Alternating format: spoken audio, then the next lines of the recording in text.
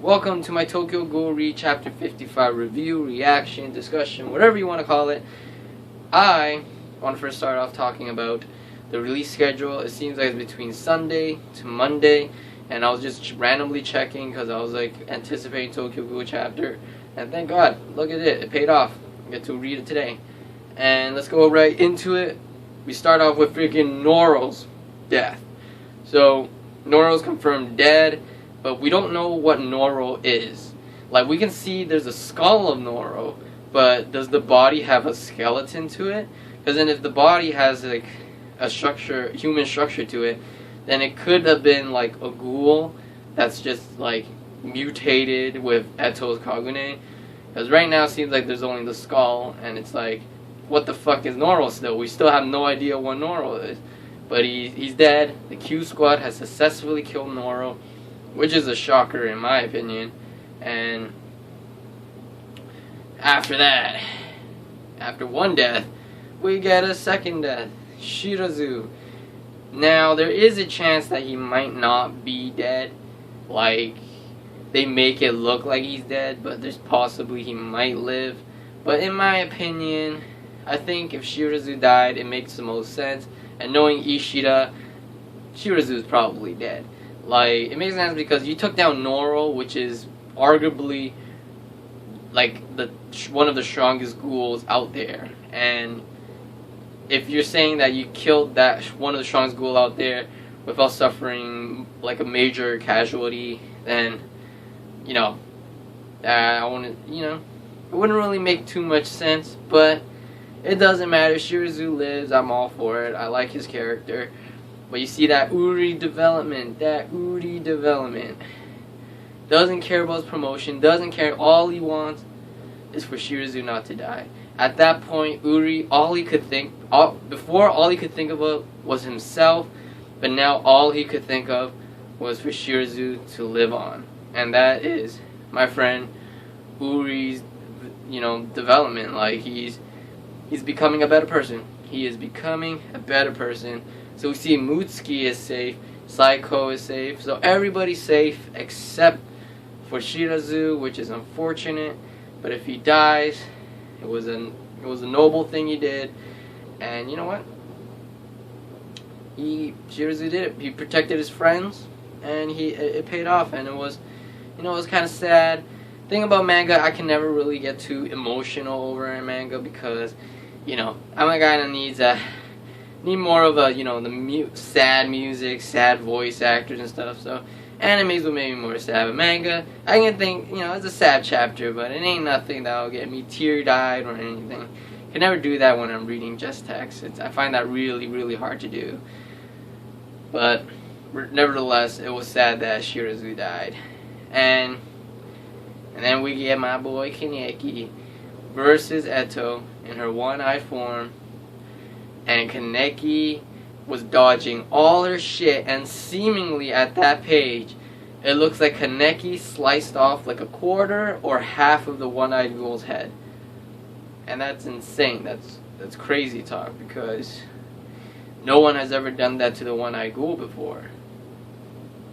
So I'm not sure if I looked at it properly, but that's what I got from that picture.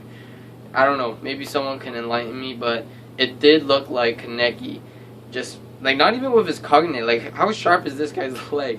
Literally just sliced through her head, and then you see, like, Eto's body, like, her ghoul body, literally, because you see her, she came out of the one-eyed ghoul's mouth, the kakuja, whatever, and you can see her head there in that page where Kaneki sliced it in half. That's what it looked like.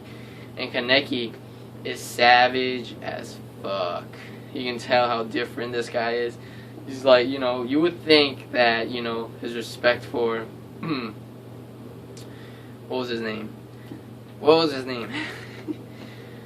Yoshimura.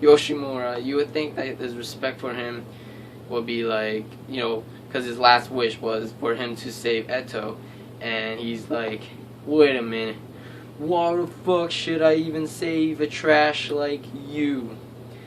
Like, this guy is savage and brutal as fuck.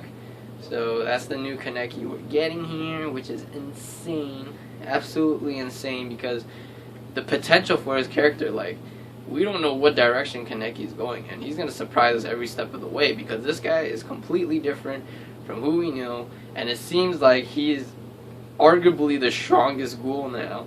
Now, I'm not saying that Eto and Kaneki fought each other, like, with full force, because, first of all, Kaneki seemingly didn't even bring out his Kagune, and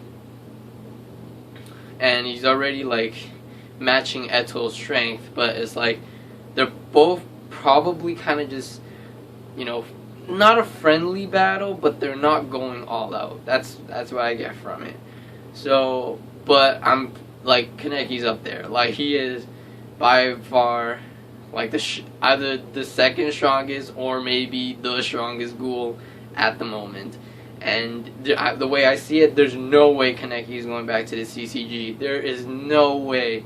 Everyone's gonna see Kaneki, and I don't think Kaneki is gonna be, like, no way. Like, I don't think Sasuke's coming back. I mean, there's a chance that, you know, Kaneki might go away and then Sasuke comes back, but I highly doubt that shit will happen. I'm pretty sure Kaneki is out of the CCG now, because there's no way he's gonna remain in CCG right now. He will probably end up killing half of the CCG if he does. But seriously, I'm excited. I mean, it's a shorter chapter, and, you know, a lot of things happen, but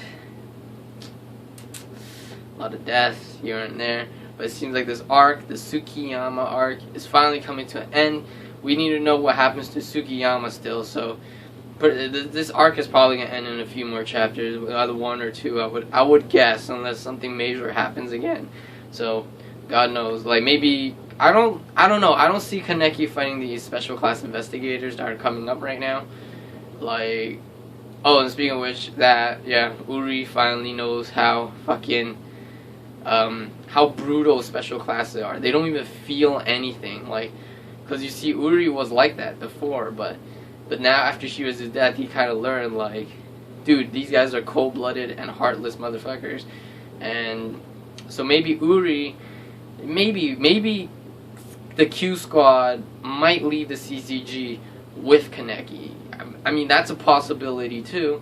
And it would make sense because Uri's like, oh, these guys are terrible people, let's just follow Kaneki. But I don't think that also, I want that to happen, but at the same time, I know when they see Kaneki, he's not the same, he's not Sasuke, so it's like, I don't think they would want to follow someone like Kaneki either. So there's so many questions and so many things that I want to know what happens.